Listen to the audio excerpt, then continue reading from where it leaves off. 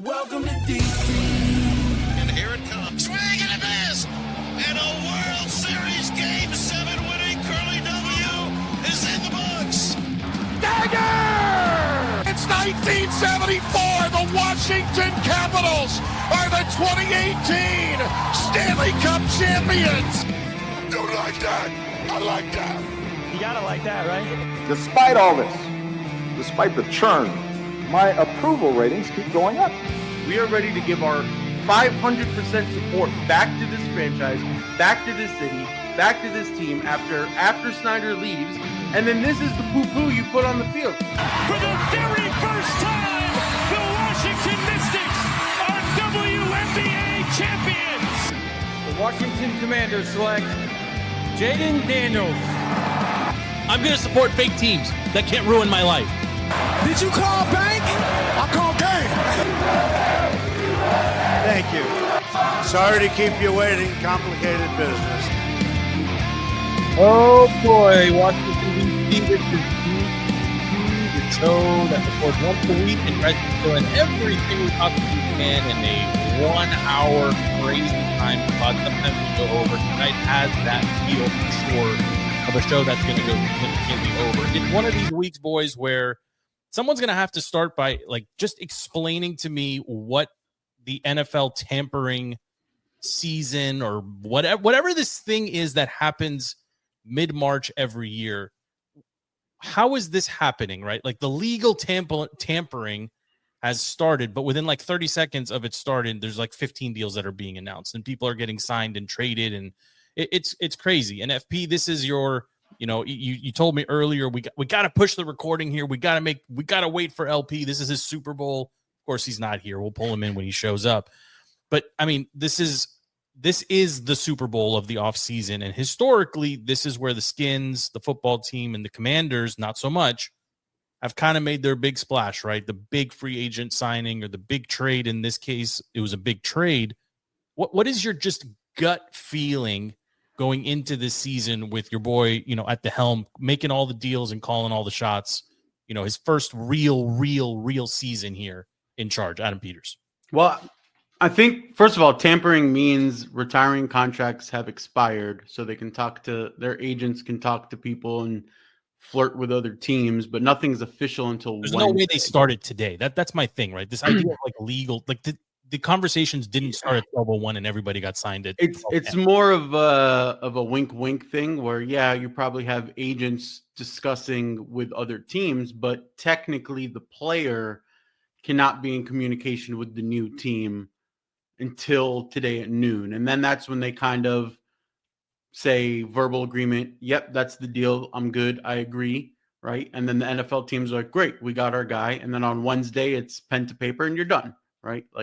Wednesday, you'll see everybody's social media and Instagram posts be like, welcome to the team, so-and-so, whatever. You'll see all the social media teams actually welcome these players. As far as the DC team, I think one of the biggest moves today was AP, and it was that trade for basically a foundational breakout Pro Bowl left tackle in Tunsil. And the thing with that trade is nobody was aware. The Schefters, the Ian Rappaports, nobody was aware that AP was moving in silence, holding things close to his chest and getting this trade going. There's no whispers of Tunsil being on the trading block. There was no whispers of the Texans wanting to get rid of him. And then lo and behold, some of the moves that we were trying to make free agency, I think we're trying to get the Ravens left tackle or whatever, all of those fell apart. But AP in the background is just like, all right, well, here's the trade package. And he brings us in a huge piece for this O-line. And I mean, if you bring in Stevie, you bring in anybody, two of the biggest complaints that we had after the season was the trenches, right? O-line, D-line. And then the first thing AP does, he brings in Kinlaw, right, as a D tackle. Some people are questioning the amount of money to that, but then you also bring in Tunsil with the left tackle, and it's just two quote unquote big pieces that bolster those lines. But the Tunsil trade specifically, it's just that is exactly what you need to do when you have a Jaden Daniels, because now that you can move Coleman either to left guard or even to right tackle and Wiley slides down until Cosme comes in, whatever, your line has gotten significantly better than what it was last year. And last year they showed with Jaden at the helm that they're a serviceable line. But now you've gotten even better with one of the better pass pro tackles. It's a fantastic, fantastic move. Yeah, my first knee-jerk reaction, of course, like just shooting from the hip, FP was, I don't love this move. It's a lot of draft capital for an older player. 5 years Pro Bowl, the last 3 years all Pro Bowl seasons for Tunsil. But then the more, like, I was following the chat as much as I could. Today's been a crazy day, not just in the NFL, but like in real life too. I think the kids say IRL, right? In real life. I just learned that. Anyway, as I'm following it and kind of just watching it all unfold, if he gives you 3 or 4 solid seasons, this is a slam dunk win, right? I mean, you look at the last amazing super stud Stevie's boy left tackle that we had here. He's still playing Pro Bowl caliber football well into his mid-30s and beyond. So at 30, yes, he's older. I don't think that's a bad thing. Like, I think you needed to do this. And really, and I'm going to throw it here to Andy in just a second. I know everything's happening today, but this all was set in motion, in my opinion anyway, with Jonathan Allen, seeking, basically things started to take shape last week. You still got Fowler running, being upset that he hasn't been re-signed. Like, there's things that were already happening behind the scenes.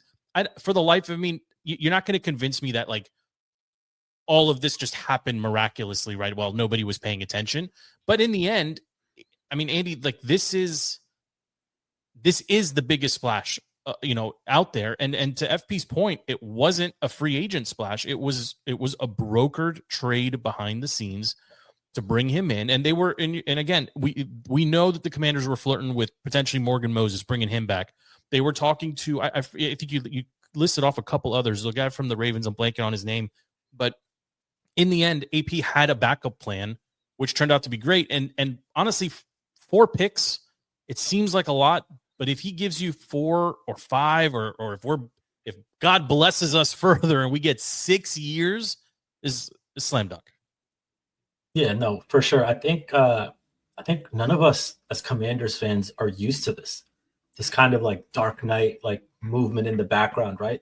With the Snyder administration, right? Like, everybody knew what we were going to do before we were going to do it. There was no secrecy. That was his thing. Like, hey, we're going to go out. We're going to get the biggest guy. Look at me. The spotlight's on our team over here. Headlines. Everybody look at me, right? Nobody's used to this kind of movement. Nobody's used to this. And AP hasn't done anything yet. He hasn't missed. Last year, I don't think he had a single miss. So I trust AP. And it depends on if you ask Joe about Lattimore, but yeah. I think Lattimore. Sure, I think here we go again. I've cooled off. Okay, but I think the jury's still out on Lattimore. I don't think you can say it was a slam dunk. I don't think you can say that the team was and that's the same with Kinlaw. Marketably better, right? Kinlaw. That's fair. Kinlaw, if you look, I mean, by every metric I've seen, FP, he's not the run stopper that that the team needed, right? He's a piece, and maybe overpaid just a little bit. The Definitely overpaid. Market seems to be resetting really, really quickly on edge rushers. But, like, did you really get anything with him that you didn't have in Allen? Yeah, like, actually, I think you did. Fair and very reasonable. What are they getting? What's better? I think you did. So, I mean, this was the first time me hearing this term before. Elephant edge or elephant. I love that Andy brings in the same points that I was going to bring. Got you, baby. Yeah, so this. What is that? Teach Joe some football. Buffalo nickel.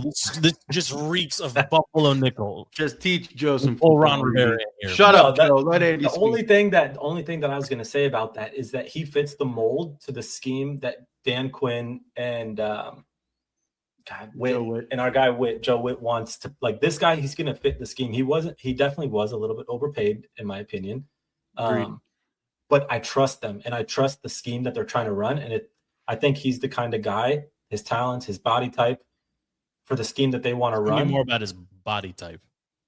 I will tell you, the 320 pounds. The Jets actually asked him to gain 20 to 30 pounds. He's supposed to be a little bit lighter, a little bit more agile, a little bit better footwork, and the Jets completely mismanaged it. And he still had 4.5 sacks and 40 tackles or whatever, and he played the whole season. So he kind of put to rest that he's injury prone because he got through a whole season. But then the Jets mismanaged and there was turnover and turmoil, whatever on that side. But if he is used to his true skill set, and we've seen Dan Quinn squeeze a lot of juice out of a lot of berries. Would you rather have that money gone? Why not just pay Jonathan Allen at that point? Because what is Jonathan Allen actually delivering you on to warrant that money? He is now getting into his injury-prone era, and he is now declining on his performance. So if you take an outlier on a guy that coming into the draft, like he was a first-round draft pick, his scouting report was, you just found Aaron Donald 2.0.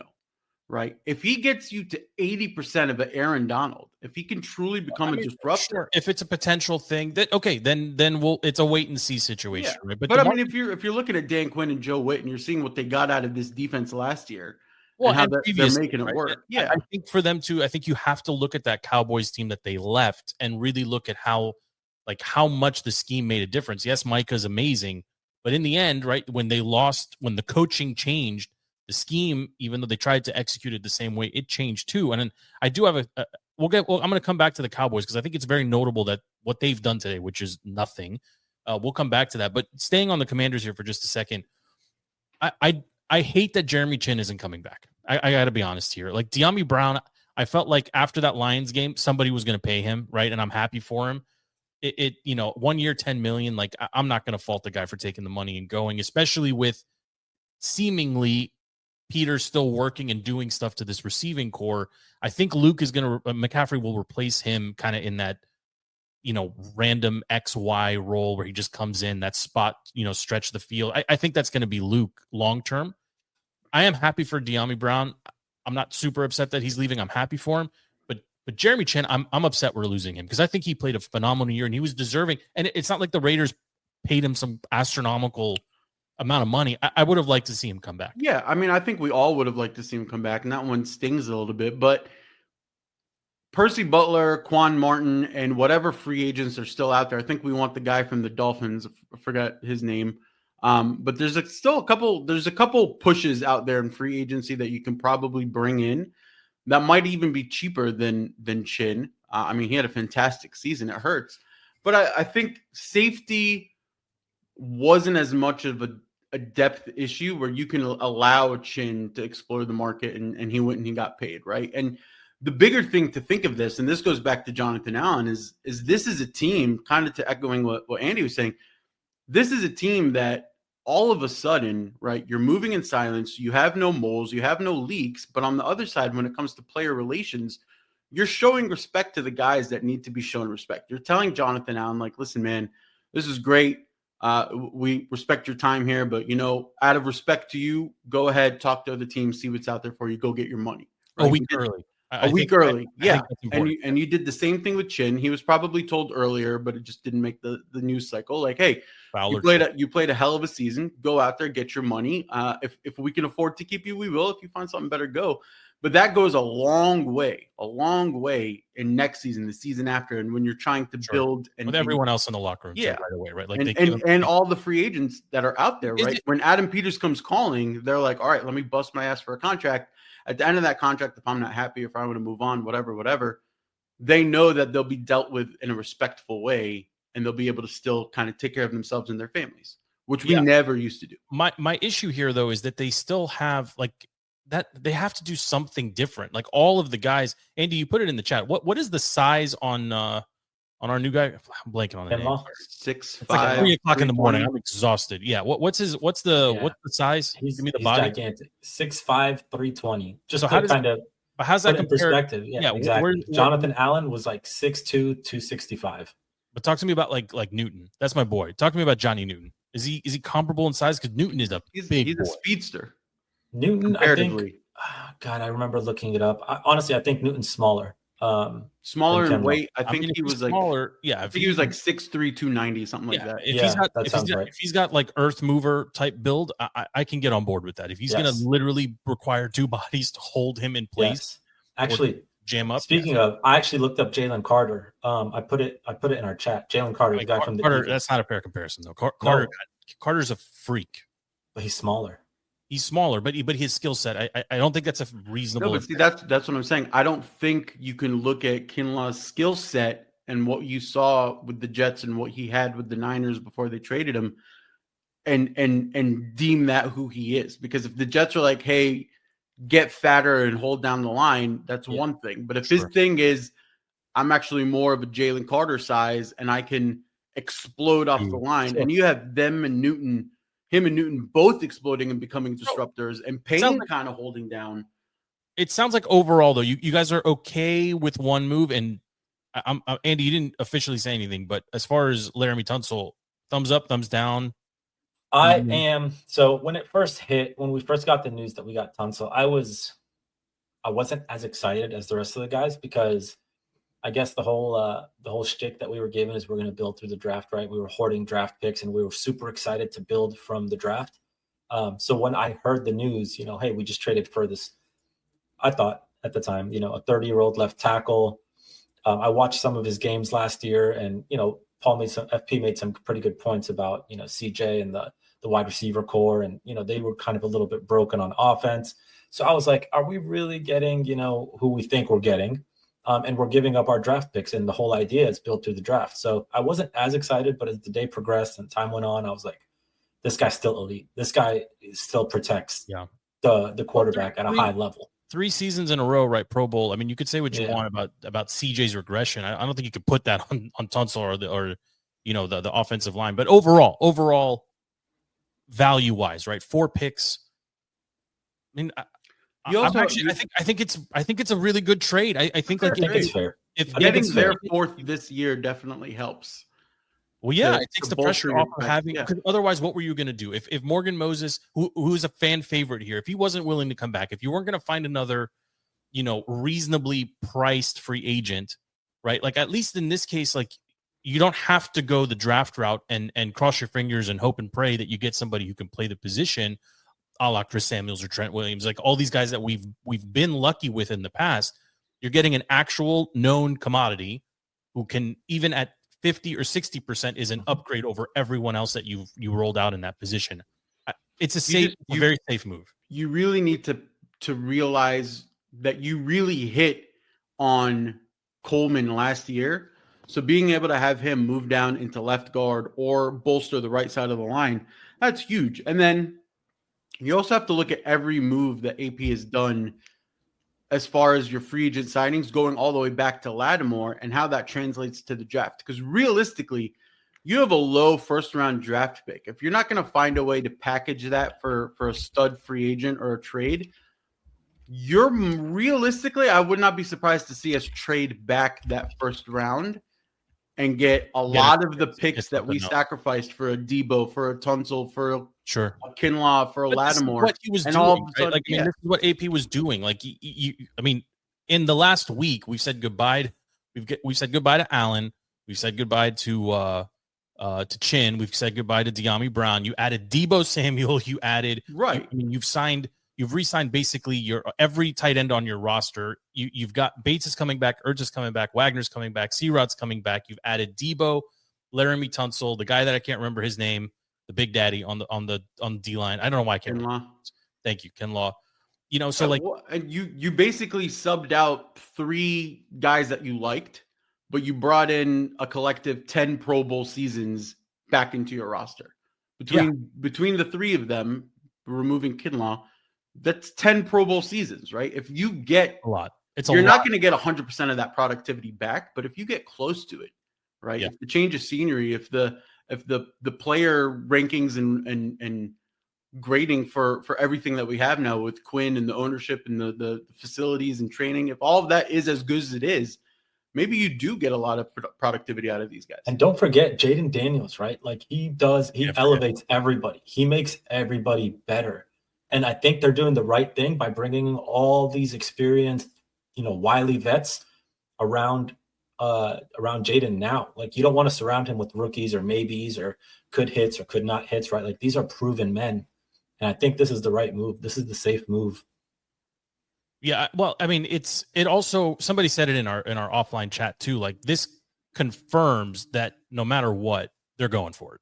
100%. This is it. Like, they are all in. I want to look at what Allen got paid. Jaden Daniels, he's going to get $500 million. I mean, it's happening. It's happening. By the time his rookie contract's up, but that's just the QB market. By the time that rookie contract's up, he's going to get 5-6 years, $500 million guaranteed. It's going to be insanity. But is it? I mean, I didn't want to do a Josh Allen bit, but like, is anybody worth that kind of money? To the Bills, Josh Allen is. That's tough. It's tough. I want to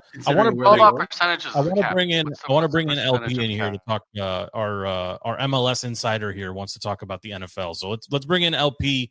This is your Super Bowl. I know you're super excited about it. What's your thought here on Laremy Tunsil? Like, overall, thumbs up, thumbs down? 100% thumbs up. This is a shift in strategy.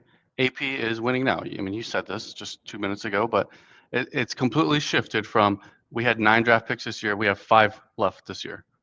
9 last year, 5 this year, right? This is a win now move. Deebo Samuel is a win now move. 3 years. Laremy Tunsil, 3 to 5 years. I mean, if we're lucky, right? They're bolstering the offensive line. They're bolstering the defensive line. The big guy, Kinlaw, right? We saw this with Philly. They had a good offensive line. They had a good defensive line. Of course, they had Saquon. They had A.J. Brown. But the game is still won in the trenches. I mean, in the end, that's what was proven, right? That's literally what was proven. Yeah. We got past Detroit. Maybe you could say it was a little fluky, but in the end, Philly just was better than every other team they faced on the offensive and defensive lines. That's just the way it was.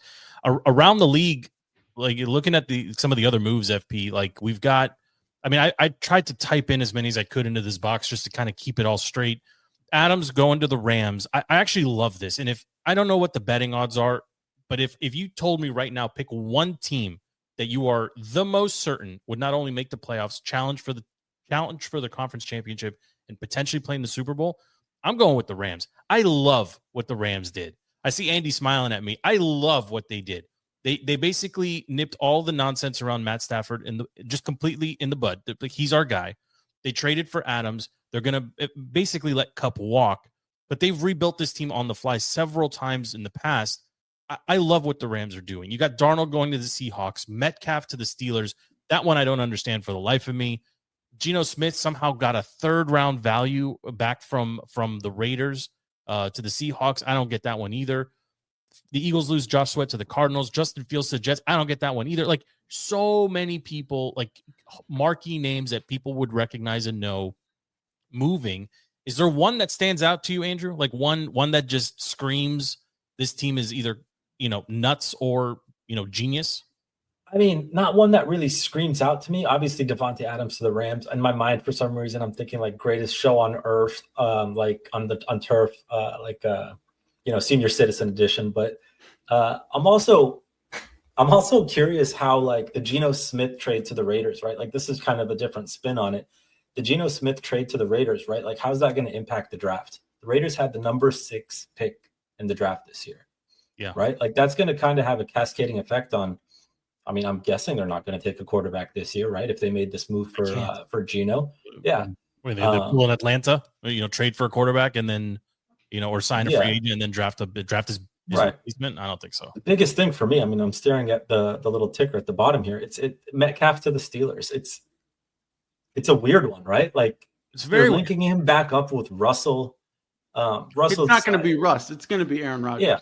It's okay. So you're thinking Aaron Rodgers going to Steelers? Yeah, for sure. You think Rodgers is going to Steelers? Yeah, it's happening. I think Davante Adams. I think the thing that we're not realizing here. Do you agree with me or disagree with me that the Rams have done? I mean, leave the Commanders aside because we're all homers. Outside of the Commanders, I feel like the Rams have done the most to solidify and bolster their team. That's me. The Patriots have spent the most. The Cowboys have spent the least.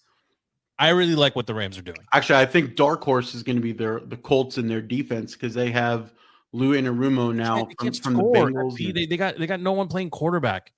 They got Anthony Richards yet another season. Wow. You never know. You never know. And he can't stay healthy. Maybe Aaron goes enough.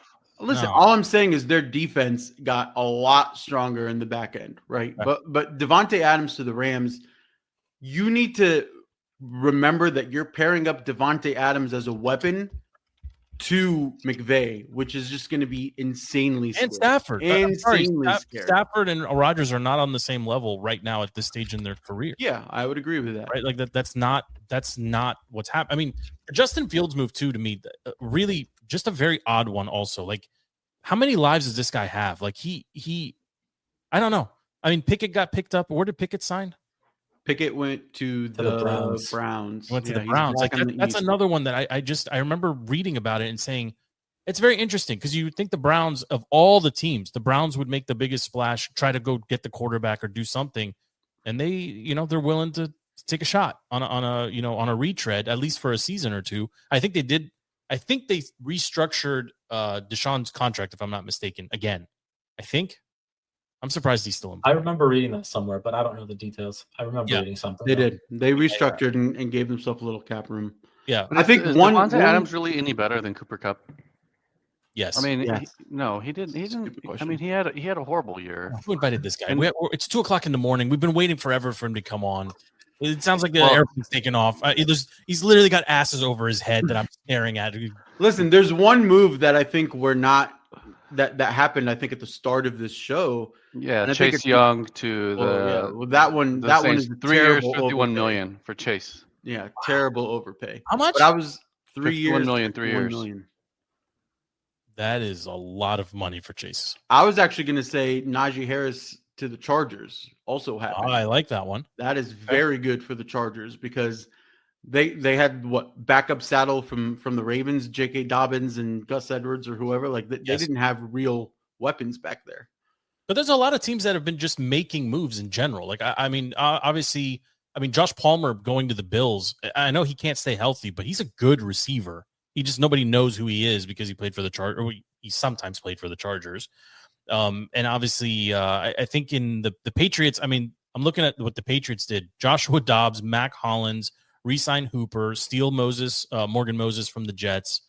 Landry Williams, Tonga, like they were very active. Justin Fields, again, it's just an odd one. Like, what have you seen from Justin Fields that says he's capable of quarterbacking your team to the playoffs? Because the Jets need to go to, that is their mark for success, right? I mean, that is the most. I mean, that whole draft class of QB play is just weird. Zach Wilson just went back to is on the Dolphins, so he's back in the East.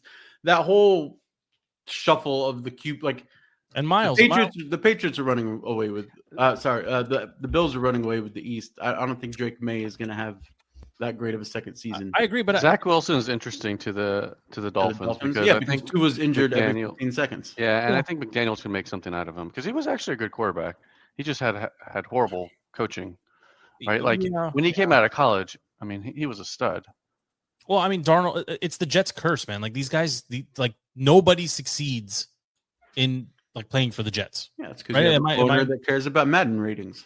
Sure. Yeah. I mean, listen, I'm not going to crap on anybody's owner because we suffered for how many years? I mean, I'm not going to poo-poo on anybody. I understand how painful that can be, but you look at the Browns. I mean, Myles Garrett, that whole arc was very fascinating too, right? Requesting trade. A liar.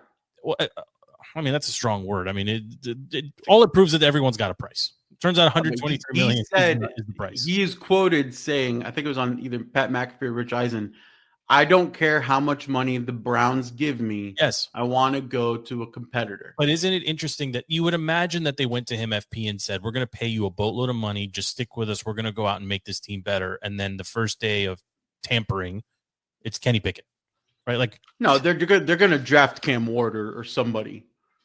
They're going to draft a QB for sure. Yeah, but it's a business, right? You got to look at it from the player's perspective. Jonathan Allen, Homer, right? Born and raised in the area, did everything for the team. We let him go. California. Right? No. Jonathan Allen's from Ashburn. He went to I heard Josh Allen. Sorry, it was Jonathan Allen. Right. So from a player's perspective, go get your money. I'm not going to ever knock a player for that. Who cares? Play the game. And he played the game. I mean. Yeah, I mean, he's getting paid. So the Jags were very active today too. Aside from De'Ami Brown, 10 million, 1 year, 10 million. Nick Mullins, a bunch of players. The Jags signed a bunch of Jags, including Jordan Lewis, who's actually a pretty good corner. The Titans have done nothing. I mean, that's a team that I don't know what they're doing. The Broncos didn't really do anything. The Chiefs re-signed Marquise Brown, Hollywood Brown, to I think a 1-year deal. Just kind of flipping through it here. You also have to realize our forced upon us rivalry with the Bears.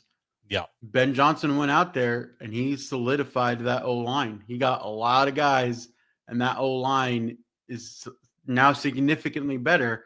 But it's funny because the whole selling point of Caleb is I could escape the pocket, right? I'm flashy mobile escape. Who They got the center from the Falcons. They got you're gonna have to bring up the names. I mean, I'm looking at their moves. They got tight end Durham Smith, and then they went guard center. Yeah, Jonah Jackson, Joe Thuney, and then the center is Drew Dallum. Yeah, I'm looking at it. But they solidified. They very clearly, and they got the D tackle from the Falcons as well too. I don't see that one. It's hard. It was a hard day for Twitter to go down today. It's not a good day. You're right. I'll be honest though. Like, I actually had to work today, so every time I looked at my phone and it was 65 new WhatsApp messages, it was tough to keep up with it. The two things, though, I mean, we already talked about the Patriots spending basically on everybody, everywhere, all the time. What do you make of the Cowboys basically doing nothing? Like, I find it fascinating that I feel like the Cowboys are going to start leaking casual fans, just as the Commanders now are starting to pick up all the casual fans. Like I love this because we hate them and their rivals and all that stuff. But I'm very surprised that given what's been happening with the Cowboys, Jerry's not spending, really doing anything. Made one move. Javonte Williams. Yeah, they got the running back from Okay. From Denver. From Denver. I mean, he wasn't. Yeah, but the Cowboys have been doing that for a couple years now. They haven't spent in free agency in a couple years. If you're a Cowboys fan and you love Jerry and Jerry wants to win, he let McCarthy go. McCarthy, and I'm on the record saying this, I thought he did a great job down the stretch coaching a team that didn't have a whole lot of talent on it. This is my opinion. He let him go. He brings in what's his face? I'm blanking on the Schottenheimer, right? He brings in a basically a rookie head coach, and then there's nothing. Like I mean, I'm looking. Javonte Williams, okay, they re-signed their dude Osa. I'm not even gonna try to pronounce that last name. The bigger headline with the Cowboys is they're doing what the Commanders used to do, the Redskins used to do, and they're gonna let a lot of their homegrown talent, a la Micah Parsons, maybe escape their I would grasp. love for him to be a Commander Because Jerry is taking so long with this wait and see how the market plays out mindset. Sure. And he's either gonna cost so much more than he needed to cost, because you look at it now, right? Like Kinlaw just went for 35-40. Chase Young just went for 51. If Micah Parsons is like, hey, I want my money, he's going to be looking at Myles Garrett. What did he do to deserve $51 million? No, nobody knows. I don't know how Chase Young has 9 lives. I'll tell you that much. But that's a ridiculous number for him. Yeah, well, the Saints have never been good with their cap, and he had a very average year last year too. He had like 21 pressures or something stupid like that. But that's why the Saints are always in cap hell, and they're going to lose all of their homegrown talent as well. That's true. That's fair. I mean, is Mickey Loomis still the GM of the Caps and the Pelicans? Just the GM of both. You mean the Saints and the Pelicans? Yeah, I think so. Yeah, I think he is. So. Or like VP of something. He's a decision maker that keeps making the wrong decisions for 2 sports. Yeah. I want to touch on just 2 more things. I like what the Cardinals were doing. I don't know if you guys care about the Cardinals, but I like the Josh Sweat sign there. I mean, the Eagles are losing some valuable pieces. Obviously, they extend Saquon, and Saquon's worth every penny of his 2-year extension. But Sweat is a 4-year deal, 4-year, $41 million. That seems like really good value for the Cardinals for the production that they got out of Sweat. And I just want to touch on the Rams one more time. I love Garoppolo coming back and Stafford being solidified. I don't know why you're so down on it, but I think Devontae and Tutu. Nobody's down on it. I think we're down on Jimmy G is non-newsworthy. Well, I mean, he's a quarterback. I mean, he's a quarterback who can run an offense, right? I mean, that's in the end, that's what it is. I mean, the 49ers, I expect the 49ers to completely fall off. The 49ers, yeah, they're coming into some painful times. They just let Juszczyk walk. Greenlaw is going to Denver. They lost a lot of big pieces. Their safety went to. I think he also went to Denver. Denver just beating. Yeah, the right guard left. I'm not a huge tackle. I was never a big Geno guy. Sam Darnold is an upgrade over Geno, right? Yes. Right. I think so. I think Minnesota depends on which Sam Darnold you get. Do you get? No, I think it depends on the OC. Yeah, I think he thrived in a Shanahan OC. I think if I'm Darnold, I stay with the Vikings. I think you've got two incredible talents to the left and right of you playing wide receiver. You've got a very good running back in Aaron Jones who can rumble for a couple. I don't think they wanted him, Joe. They didn't want him. I know, but I feel like you can always go and make a pitch. Like I'm surprised that they. I mean, what are they going to do at quarterback? I mean, next year he's going to be back up to McCarthy. Yeah, they spent a high draft pick on a rookie. Yeah. It's one more season though to run it back. It's one. I mean, this is literally built offensively to win today. This is the first time Minnesota has gone against the Minnesota formula where they peak with the nobody and then they bring in the big free agent name, right? So think, what was his name before Kirk? Keenum. Keenum to Kirk. Kirk's your drop off. Then your nobody of Sam Darnold, right? Typically what the Vikings would then do is get the Aaron Rodgers, get the big splash name guy. But now they're saying like, all right, let's just bring in Geno. Let's have our homegrown talent have a competition and see if that works, right? See if that maybe is what helps us continue on. It's good that the Vikings didn't keep Darnold and have him fall off, right? Like, I mean, that's fair. I'd like to see Rodgers in $100 million. I mean, that's a. Nobody's going to say price. No. It's a big price, but the Seahawks also are signing a guy. Like if you're Darnold and you sign there, Metcalf is traded and Tyler Lockett walked. So like you look at that entire division, the Rams should win it handily. Yeah. Right? Like maybe the Cardinals are a little bit risky, but I expect the 49ers and the Seahawks to fall off or slip quite a bit. Especially if they decide to actually give what's his face money, QB Purdy. Well, I mean, they shouldn't do that either, to be honest. I think that's a bad move too. I want to see craziness. I want to see Shanahan get his Kirk connection. I want to see craziness. Yeah, where's Kirk linked right now? Nowhere. It sounds like under contract with a no trade clause. It sounds like if Shanahan comes calling, Kirk saying yes. He's going to play. He wants to play. He'll take a discount for Shanahan. Yeah, he might say no to play, with DeVito and the Giants, but I think the Giants want Rodgers. I think that's his most probable landing spot. I think it's Steelers right now, but after that, it might be Giants. I don't know if the Steelers can have that type of Steeler. You got to keep in mind, Steelers, Pittsburgh is a blue city. You don't bring in a DK Metcalf if it's not for. I understand. I don't. But Aaron is the wrong personality. Agreed. Wrong. I don't think it's going to work out. Even with Tomlin. With Tomlin, right? That city and those fans are not interested in a lot of what Aaron would have to say. It's a blue collar. It's just a different town. They probably hate him. They would absolutely. Also, Aaron Rodgers is too soft to play in the AFC North. I mean, he's too soft. The Titans makes the most sense for him, but I don't think that. I think Russ ends up on the Titans. How is he soft? He played in Green Bay. How is that soft? No, not weather. Titans are going to draft a quarterback, guys. Think they go Cam? Titans are drafting a rookie. They're not going to pay. No, I think they could go Russ on a discount. They're getting their quarterback from the draft. No. So the Steelers. You're saying the Steelers are going to? I mean, they already moved Fields. They're going to move. They just rebuild the whole thing on a fly. Yeah. No. What was Russ's deal with the Steelers? Is he under contract with them? He is, right? 1 year, one. No, it wasn't 3. But it was one year team. I don't know. Any other notables that you're watching? I'm going to switch gears here. I want to talk about Ovi for a little bit before we get into other stuff. But any other notable free agents that you're still watching? I want to see where Jonathan Allen lands personally, and Fowler. It doesn't look like Dante Fowler is coming back on any type of deal with the Commanders. I mean, is there even a 2% chance that Jonathan Allen could come back? I don't know. So I don't think so. Not after. Just don't want him to go to the Bears. I really don't want him to go to the Bears. I think he's visiting someone already. He's going to the Vikings. Vikings. That's not great for us either. I mean, maybe Rodgers ends up on the Vikings to complete the Favre timeline. Favre bingo card. LP, any other thoughts on your favorite day of the year? Football, not MLS. Kinlaw's deal just came out. 3 years, $45 million, 16 signing, 16.5 signing, 30 fully guaranteed. So that's really a 3-year, $30 million contract. That's not a lot. When you consider That's Chase got significantly less 51, than Jonathan Allen's going to get. when you consider Chase got 51, you can't. I mean, complain. that's value. Yeah, for sure. Yeah. For sure.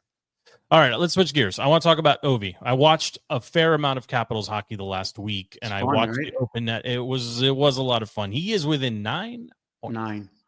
Within 9 points. How much Capitals did you consume last week? LP. LP's on. No, I watched a few minutes every game for sure. A few minutes every. So highlights. He ruined an overtime for me where I was on a 5-minute delay. Right. And LP never does that, so it was great. LP never. It was great to ruin it for all you guys. How much MLS did you watch last week? You're the only person, by the way, watching MLS. Oh, it's fantastic. I've watched every minute of the DC United games. How are you watching every minute of DC United over the Caps? He's literally streaming sucks. Has a 1.1 rating, and it's just him. No, it's not on News Channel 8 anymore. I'll tell you, streaming sucks. I hate streaming. Apple and the MLS package, they did it right. It's actually good. That's streaming. Every game. I know. But I'm saying they're the only ones who did it right. Hate streaming. He's saying I hate streaming, but they did it right.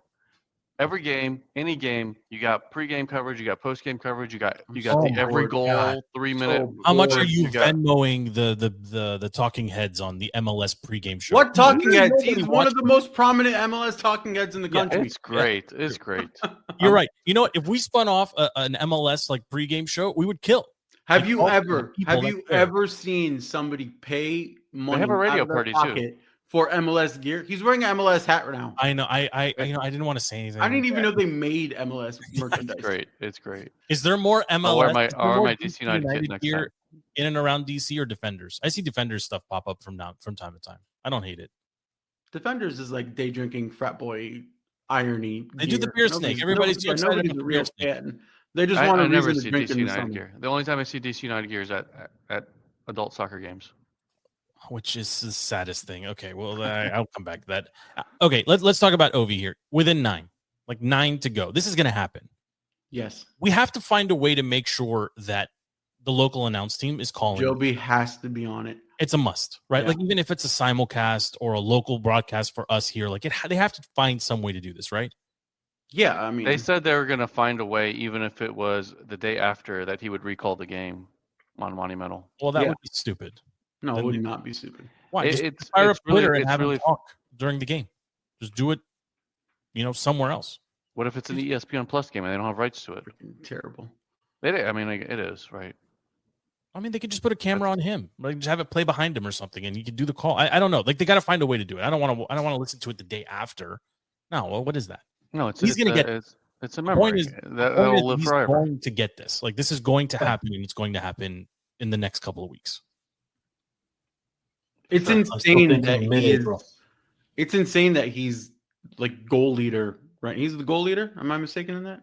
Empty goal. I know he's empty net goal leader. No, he might be. Is he? Oh, he's the overall goal leader right now for the NHL. Yeah, he missed a month with a broken. He missed a month with a broken leg. I told you that missed month is going to come in clutch for him. LeBron and just the game management, right? And you not bring up the flopper. I'm going to edit that out before I. God, yeah. He's not wrong. But it's he's not slowing down. I mean, the city was on fire.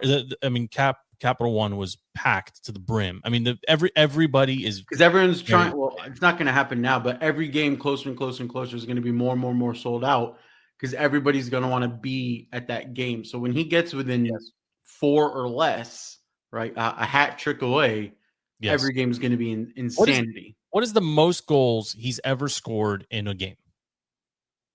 Has he ever had a 4-goal game? Yeah. I feel like he has. I have no idea. I feel like he might have. I feel like he has. I mean, hat tricks for him in his youth came frequently as far as hat tricks go. Well, I mean, he was wild with the spinning and behind the back and the whatever. Yeah. But they, I don't remember. They were playing the Kraken. I watched the majority of my kids actually sat down and watched the second and third period. And so fun to watch the Caps right now. It was a lot of fun. It was a lot of fun. They are not the Caps of last season at all. No, but I mean, you were very, very concerned about the curse. You want to talk about that a little bit? The President's Trophy curse. Yeah, like let's talk about that. Yeah, well, How do you're kind of out of that right now. I think the Jets have a 2 or 3 point lead on us for that.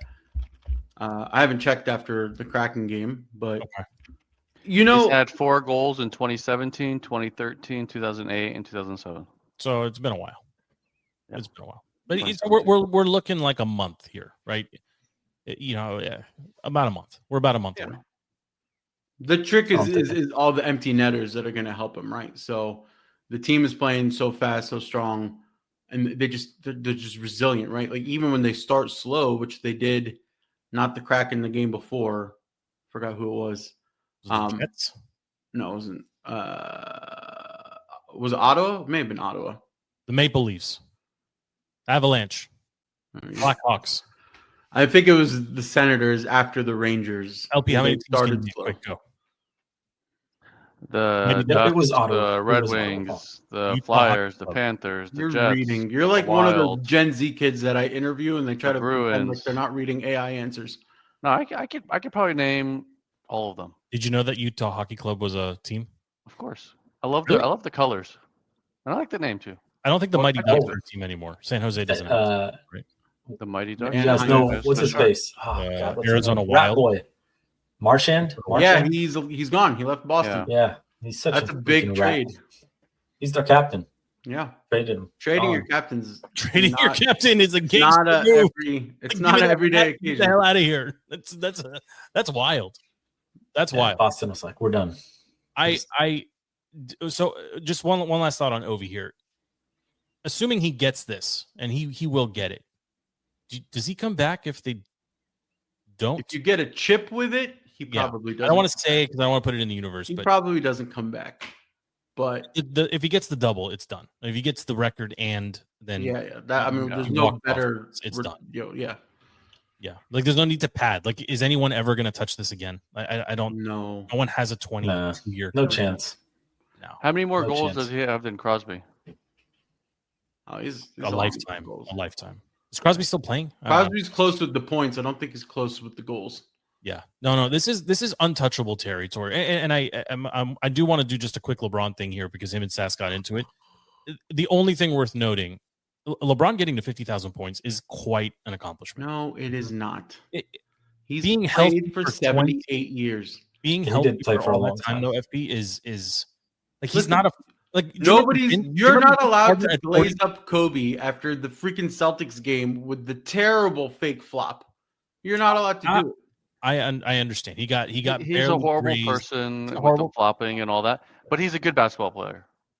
Fine. Like if you take his personality and all the antics out of it, like pure basketball, I mean he's been dominant for so many years. That's when you bring in dominant. He's like 45 years old. That's when you bring in Charles Barkley versus Perkins and ESPN, where Charles is shitting his future employer, and he's stop talking about LeBron. Stop talking about LeBron versus Jordan debates. Talk about all the other teams. Talk about a guy named Speed come on ESPN and talk about OKC and the Cavs and all these other Harden great having teams. 50 or two teammates going for 40 or the Wizards actually not being terrible or the Mavericks having 7 healthy basketball players on their team. Anything except for LeBron. And it's ESPN is doing 3 hits an hour on the Warriors and the Lakers and like as if the only 2 teams. Terrible. It's terrible. The whole network needs to go.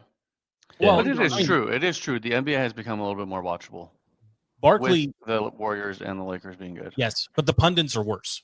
Yes, because they won't expand except the TNT crew. I love that Chuck called out ESPN and was like, I can't believe. I mean, you guys watch that clip? It's fantastic. Like, I can't believe we have to go over there and do and work with those guys. Basically, he's basically I don't want to work with them. Like they don't actually watch basketball. They're just talking about the same 3 things. And like he's right. Yeah. Like go back 10 years. Go back 15 years. Go back to when ESPN. I saw this. It was a great back and forth on it was a subreddit, ESPN Reddit, about like when was peak Sports Center.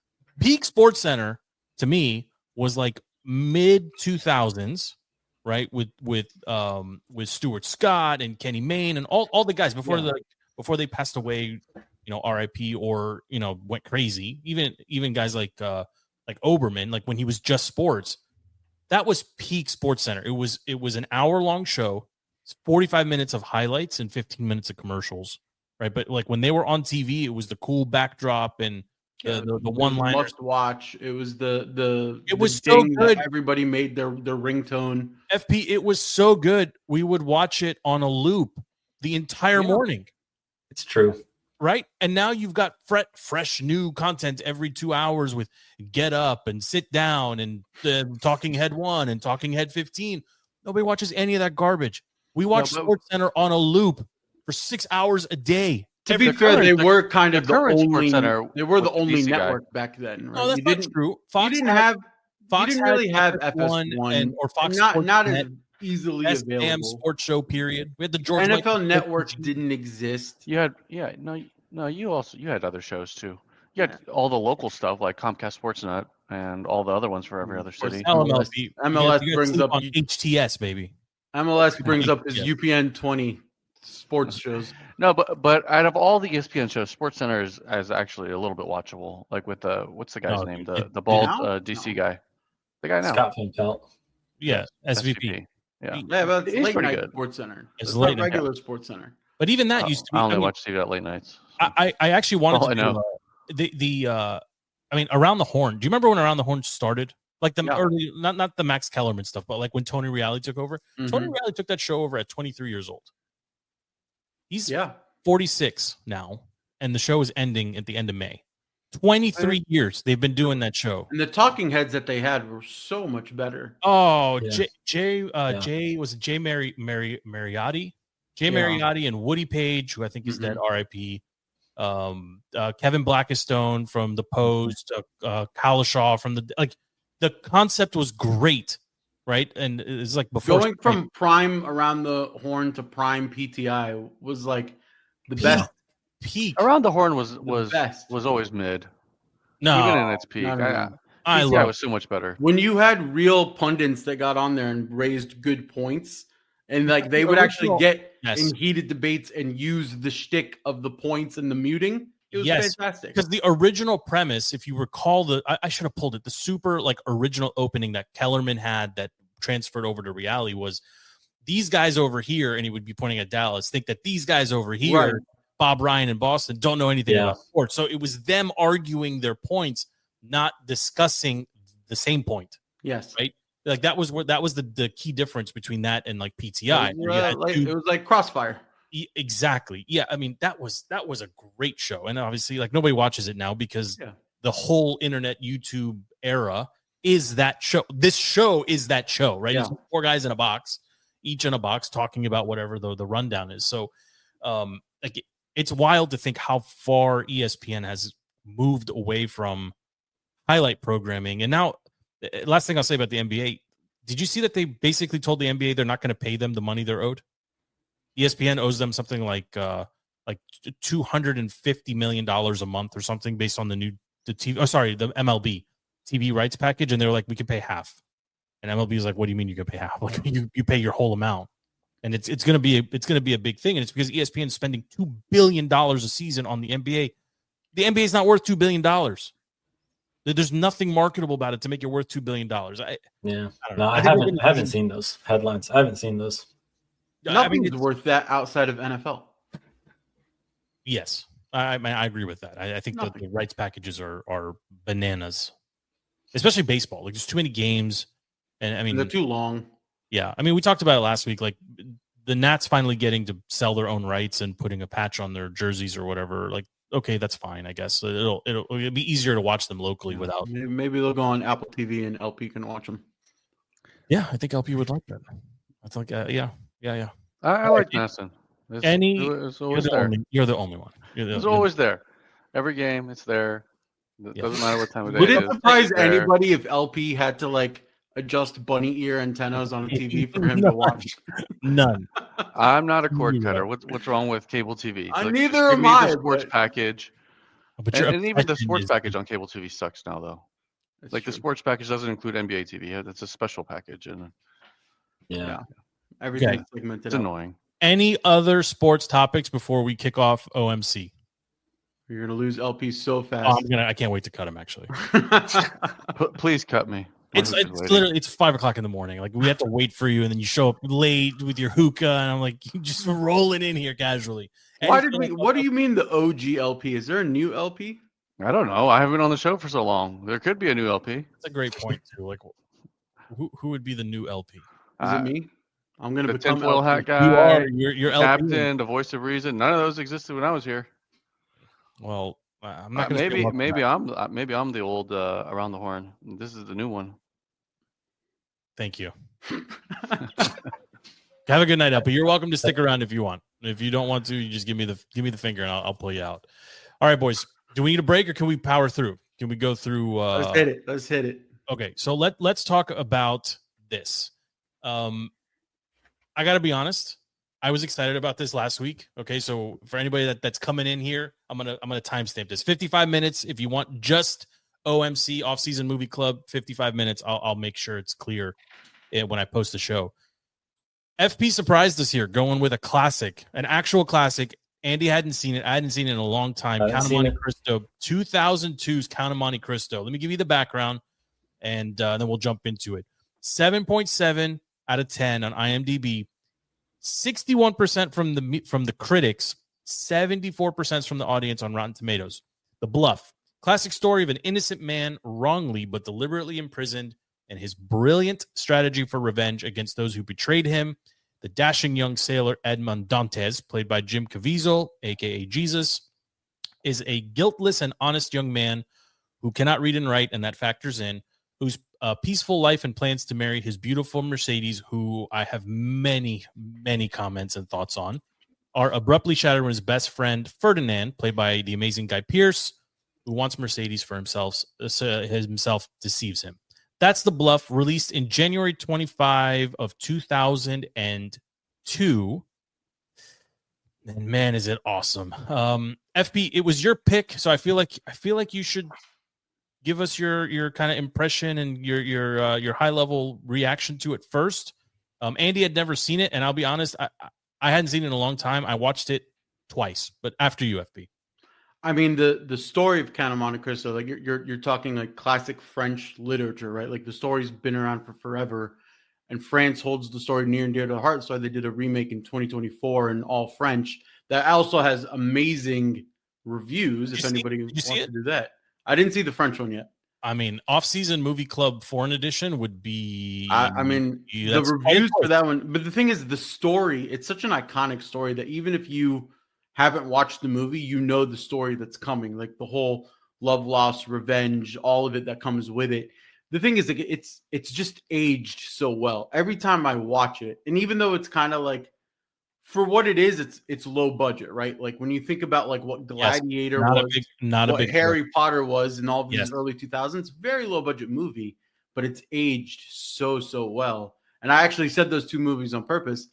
Your priest, he was actually Dumbledore and Marcus Aurelius, in case you didn't realize that. That's a big pull. I did not connect that.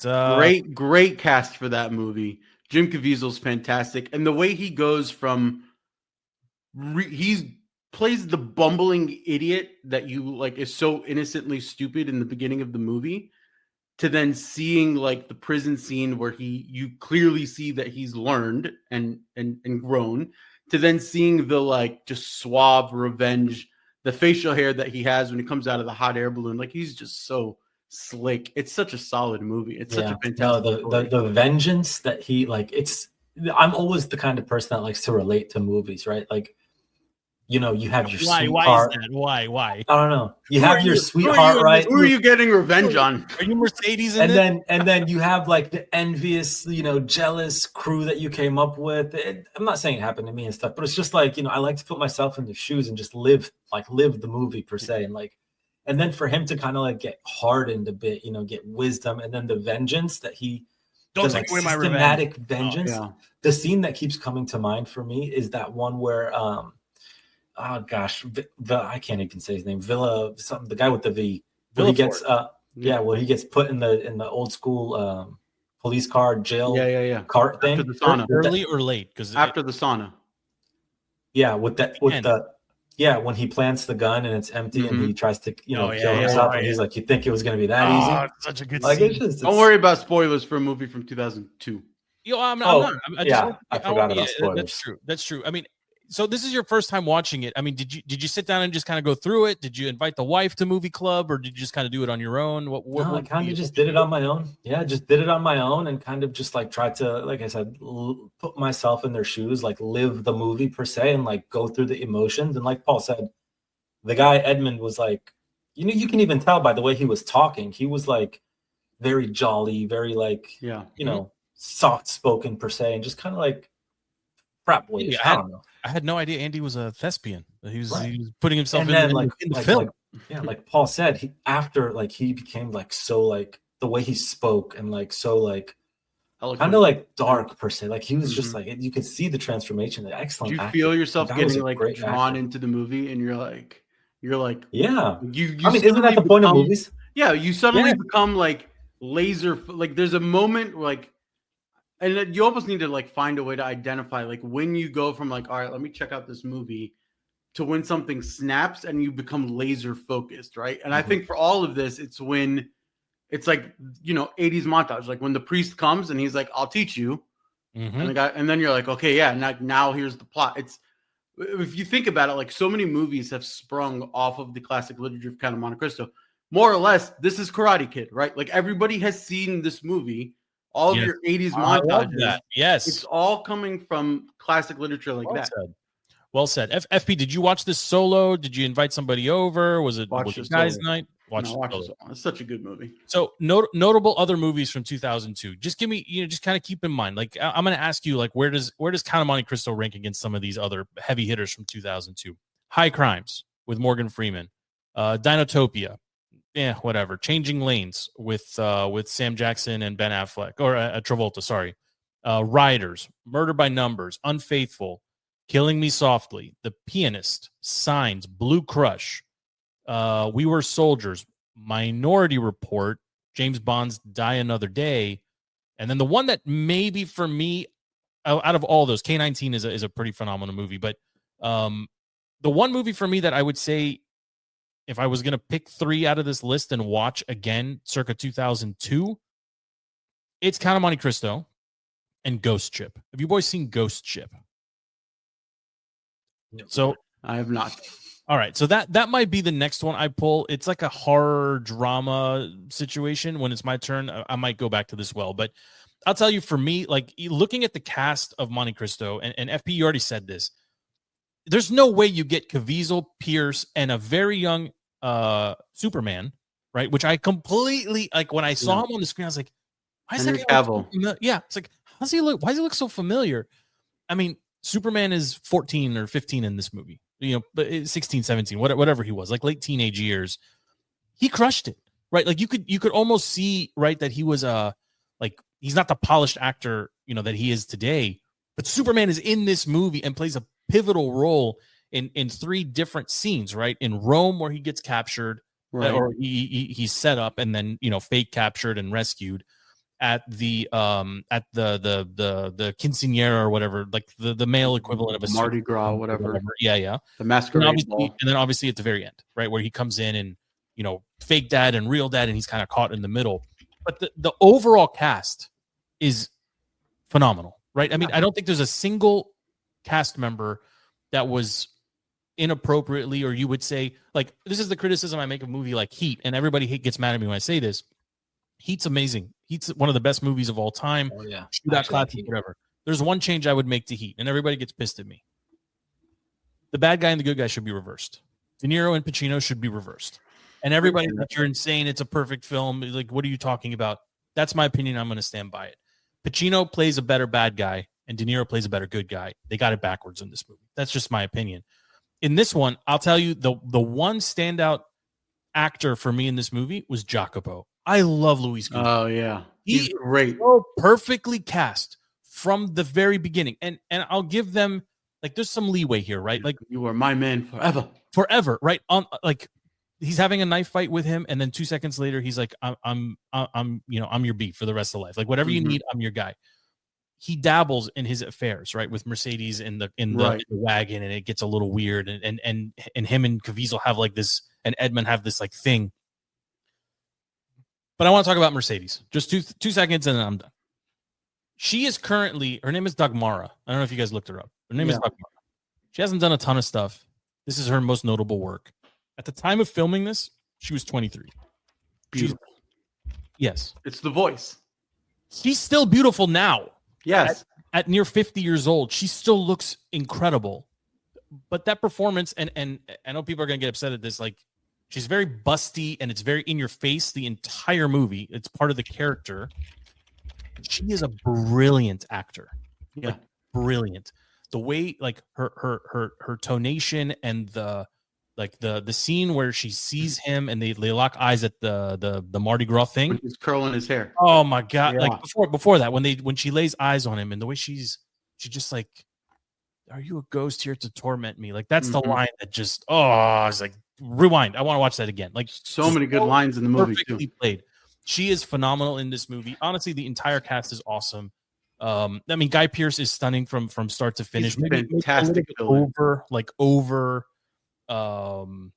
dramatized a little bit with his movements and such, but it's perfect. Even at the beginning scene, FP with Danglars and what's his face, the guy that owns the shipping company that eventually gets pushed out, who comes back in later on. The guy, Senor Morales. Yeah, Morales, right? Like, even like all of it is just played out really well. And just one more, Luigi Vampa. Very small, very powerful role, a la one of my favorite scripted characters, Johnny Drama in Entourage. Perfectly timed little, these little pieces of Luigi Vampa come in. I love this movie. Boys. I'm really glad we watched it. I actually watched it twice. Is that good? Once with the wife and once without. I got really annoyed because the second time I was watching it on my phone while I was doing something, and calls kept coming in. I was like, why am I doing this to myself? And I switched to the TV. But I'll FP was your movie, so I'd like you to give the ranking first, and then we'll go to Andy. What was our scale again? 0 to 5. 0 to 5. 1 to 5 with hats. We said a 1 to 5. 0. I think we should have zeros. This was a comment that came in after last week's show. We do need zeros, meaning it was so bad I didn't finish it. Right? 1 is, whatever. Like, it was just a bad movie. Can we get a recap of what we gave Forgetting Sarah Marshall? Forgetting Sarah Marshall. 3.5. You had it at a 4. I had it at a 4. I believe Andy had it at 4, and I believe I don't remember. Steve gave it 3.5. I think. Yes, I believe so. We agreed that 3 is something you would casually recommend to somebody if they just wanted a rom-com or something to laugh through, whereas a 5 would be like, hey, stop your life, go rent this right now and watch it. And I think we do need a 0. 0 meaning it's so bad I just turned it off. A la like Glitter. Or something. I'll tell you what. I mean, me personally, I'm giving it a 4 because it's been one of my all-time favorite movies, and it is one that everyone is like, what's your, like, I hate when like you go on dates or whatever and they're like, what's your favorite blah blah blah. Like, I'm not a guy that has favorites, but when it comes to like what's your favorite movie, that's one that I'll typically pull because I know it's one that not a lot of people have seen, but they should stop and probably watch this movie. It is really good. So with that, I'm going to give it a 4. Also, I would imagine this is a very good like come over date night or night with the wife type movie because there's enough stages in the progression of the story where it's like you kind of know what's happening at the beginning. You can kind of get distracted in the middle with the priest and whatever if you want to, and then you pick it up and it's action to the end, right? It moves. It's really also acts and it moves. Perfect length. Like it's what movies should be. They didn't go a scene too long or anything. They got it all done in a respectable amount of time. Brilliant film. All right, so we got a 4 from FP. Andy, where are you scoring this one?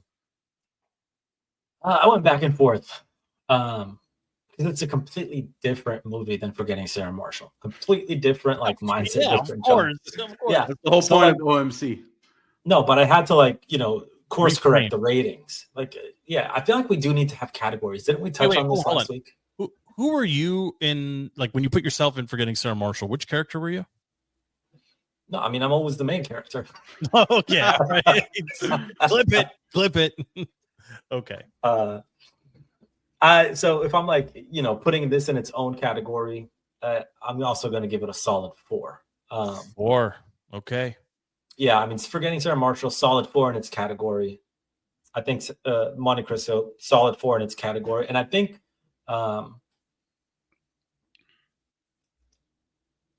Yeah, no, I'm just gonna stick with 4. I have nothing more to add, really. I thought it was a good show. I know what I wanted to say. It's probably gonna piss everybody off, but I'll say it anyway. The way that I would describe the movie for myself personally is a entertaining time waster.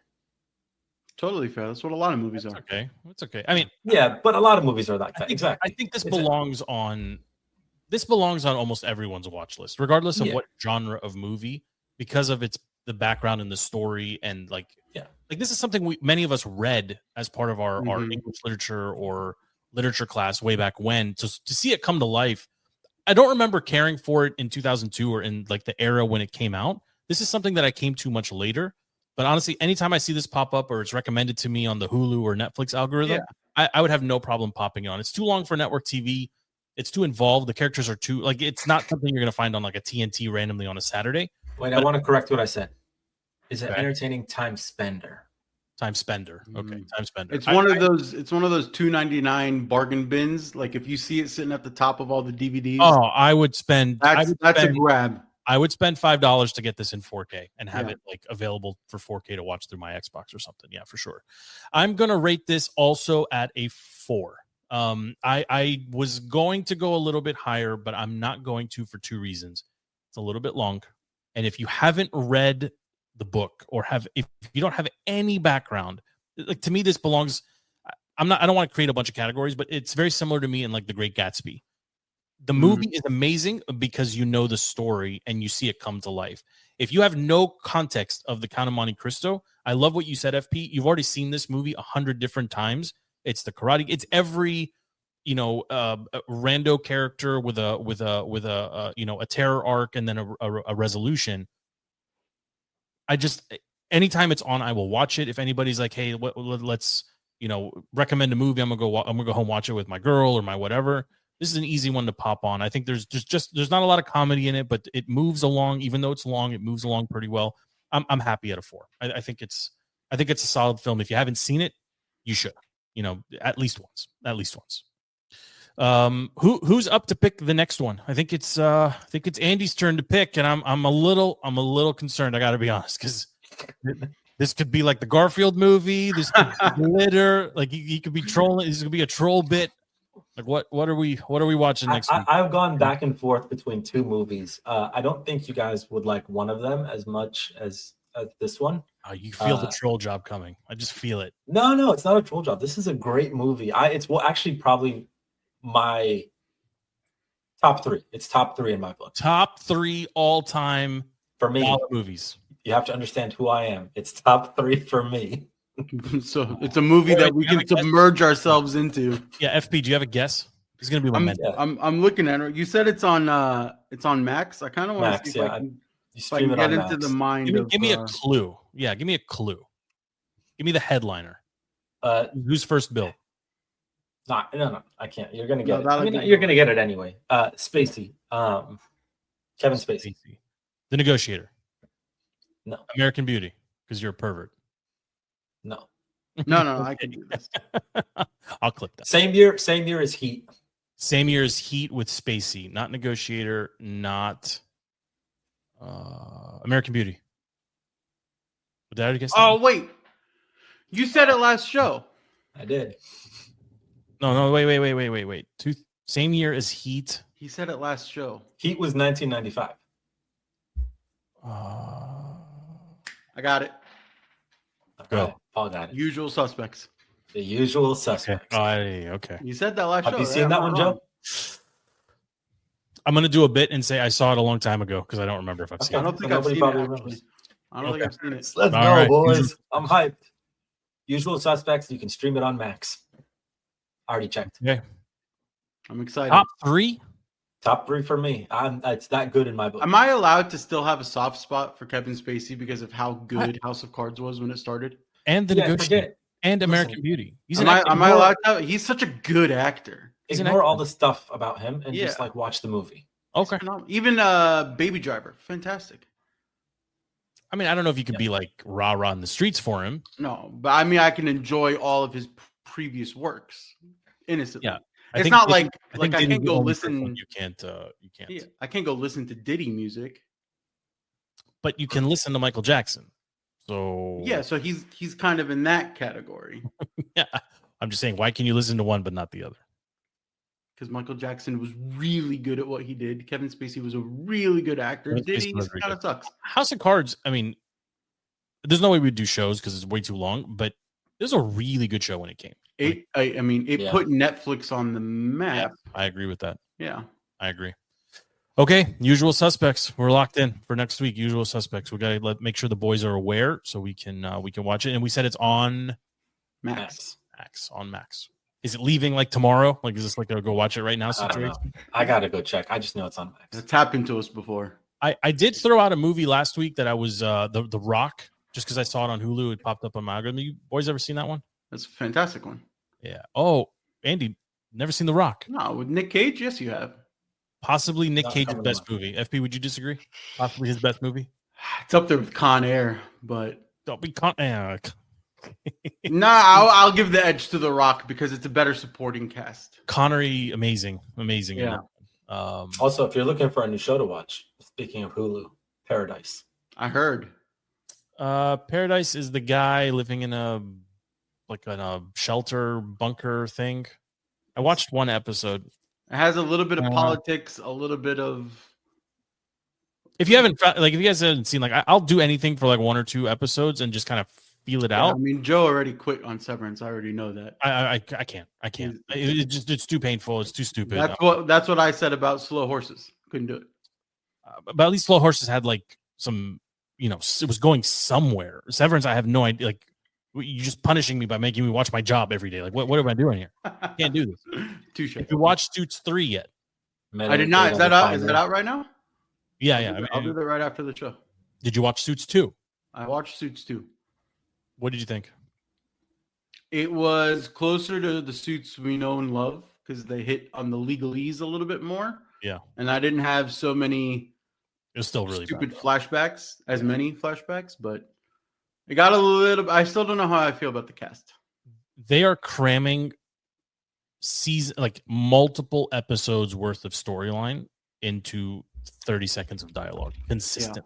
Yeah. It's a very tough watch. There's no slow burn with the cases. No, it's not pleasant. Not pleasant. Well, boys, I think we've covered everything. This is a big fatty of an episode. Thank you for making time. I know it's late, but thank you. I'm gonna get this cleaned up and posted. FP, any final thoughts from you, sir? Yeah, no more waiting for LP to get on the mic. That was rough, man. If he can't make it earlier, just say goodbye to LP and his MLS hat. I mean, I feel bad, but I can't do this. I can't do it. I can't do it. I can't. I know it's light, longer, and whatever, daylight savings. By the way, if they can, I don't care. Everyone has opinions on Doge and Elon and Trump and everything. If they can cancel the change back in the fall, just leave it where we are now, I would be very, very happy personally. Andy, final thoughts? Final thoughts in the form of a question. Are the Rams offense with Devontae Adams going to be top 5 next year? Yes. No. Top 5? What does FP know about? We don't know anything. Save it for next show. You don't know anything. This is around the horn. This guy doesn't know anything about sports. If Joe says something, you always take the opposite answer. Somebody said that in the chat, and I legit laughed. I said it. Laughed out loud. I was like, Joe hates this move. It's a good trade. Well, thank you, boys, for making time. This is a great show. We ran a little long, but it's a fatty for all the fans, and they'll enjoy it. Count of Monte Cristo is a 4 across the board. Go watch it if you haven't. Next week we are back. I'm sure there's more free agent talk. We'll do an Alex Ovechkin update on goal count. We'll do a look around the NBA, look around the NFL as well. And I think we get pitchers and catchers reporting later this week as well. So we'll see if we can get Maddie in here, Matt the Met, and Stevie to talk a little baseball. Until next week, the show is DTC Defeating the Curse, available on all platforms live when we record. So you can watch on YouTube, you can watch on X, you can watch on Facebook. You can stream it back 15 minutes after we're done on basically every platform. As soon as I get it posted, it's up and available for consumption and comment. If you want to email the show, defeatingthecurse@gmail.com. Anonymity is guaranteed. I appreciate all the feedback on Movie Club. It will continue. And for next week, Andy's pick, The Usual Suspects. Till then, we are out.